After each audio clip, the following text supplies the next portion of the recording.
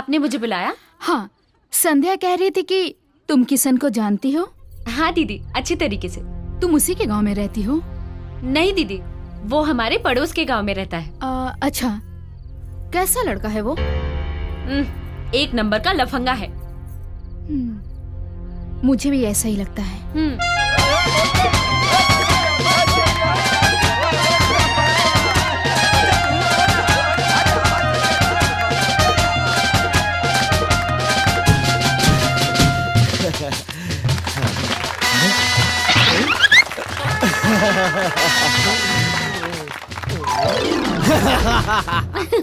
चंद आज बड़ा खुश नजर आओ तरू। का बात बा? लागत कि आज तोहरे बिया होता।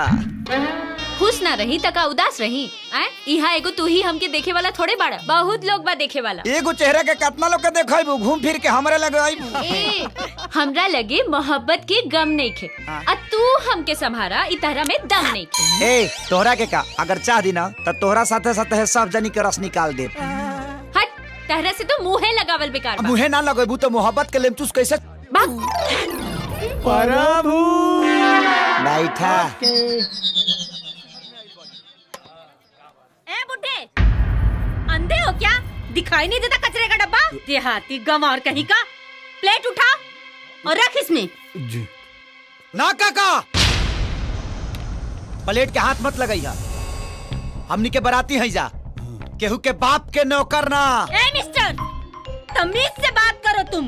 एक तो खाने का सहूर नहीं, ऊपर से बदतमीजी से बात करते हो। अच्छा, तो हमनी के खाए के सहूर नहीं खे। दरअसल बात तो ई बा कि तोहरा लोग इनके खियावे के सहूर नहीं खे। एगो तब पे फेलो सिस्टम रख ले बड़ा लो। अगर इतने तमीज रहित ना तो पात में बैठा के अपना हाथ से परोस के खियाइता लो। बहू, ये क्या तमाशा हो रहा है?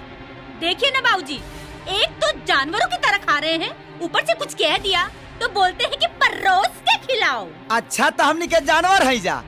ए भाई लोग सुना लो, प्लेट नीचे रख दलो। अब तो हमनी के पात में बैठब जा, आई परोस के खियाई है। ए किसनवा, चुप।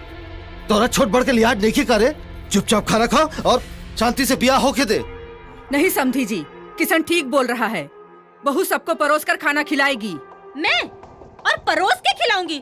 परोसेगी मेरी जूती। बहू, ए भाई लोग, अब तई परोसिया हमनी के बैठ के खाई जाई। पतल ठीक बानू रे? आ खाना ठीक बानू रे? आ खियावेली ठीक बाड़ी नु? हाँ भैया। काहो भौजिया बनानू लड़ाबू? प्रभु ई खाना खियावतिया की ईटा से कपार फोड़तिया रे। भगवान विष्णु मंगलम गरुड़ध्वजा मंगलम पुंडरीकाक्षाय मंगलाय तनो। शादी ब्याह बहुत बढ़िया से हो गई। समझी जी, मेरी बेटी कभी गांव में रही नहीं है, इसलिए उसे गांव के तौर तरीके मालूम नहीं है। जैसा कि अभी खाने को लेकर समस्या हो गई, मैं नहीं चाहता कि आपके यहाँ भी इस तरह की कोई समस्या हो। अगर आपकी अनुमति हो तो मैं सुजाता को उसके साथ में 2-4 दिनों के लिए भेज दूं। समझी जी, हमरा घर में पायल के कौनो दिक्कत ना हुई।